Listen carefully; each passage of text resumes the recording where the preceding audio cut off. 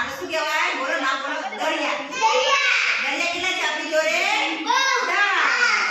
અને ચાની પ્યારી કેટલી છે? 5. સરસ, બધાને આવડી તો ખરું.